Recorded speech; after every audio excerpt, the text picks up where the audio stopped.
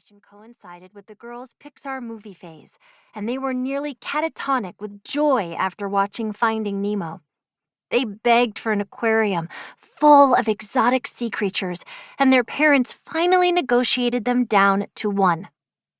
One, and that's it! Goldfish. Aggie and Jack were thrilled, and had even settled on a name for their soon-to-be beloved pet. Sushi. And then they watched Ratatouille. Game over. At first, Jack hadn't been exactly delighted to share a name with their new rescue rat. But that was the name that his previous owner had given him, and Aggie pointed out that he had already been through enough trauma, and changing his name would probably be the final thing that did him in.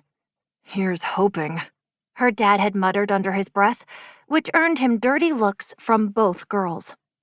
But true to his species, Jack the Rat was a survivor, and Aggie reached back now and pressed her fingertip into the cage, which he sniffed excitedly until he realized that it was just Aggie and not a delicious food pellet.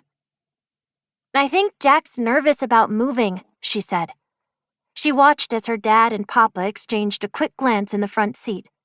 They did that sometimes when they thought Aggie and/or Jack couldn't see them. It was sort of cute how they thought they were being subtle about it. "I'm serious," Aggie said. "He's just an animal. He doesn't understand." Jack replaced her headphones, no longer worried about Jack the Rat's welfare, but then held out a bag of jelly beans to Aggie, who gratefully accepted it and began fishing through it for the orange and yellow ones. Sometimes being a twin was annoying, but sometimes it worked out really well in her favor.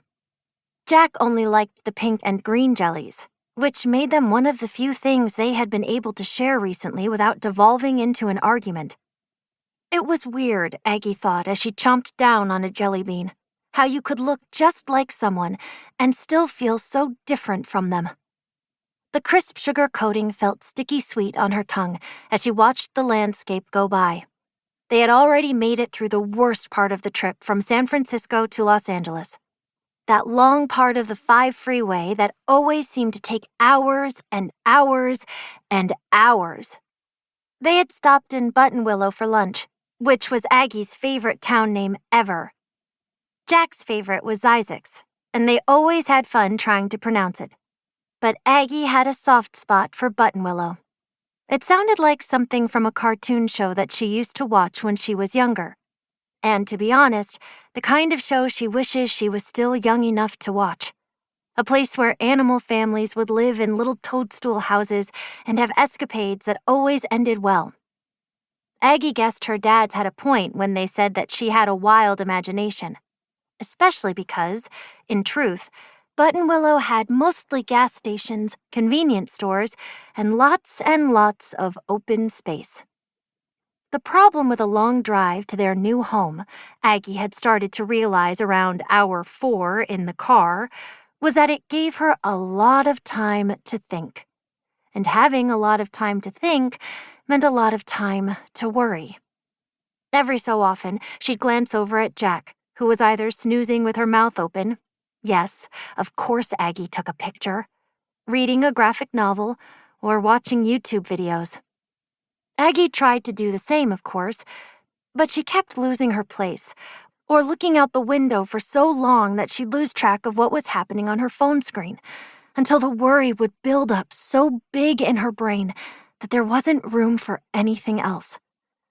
Aggie had always been the worrier.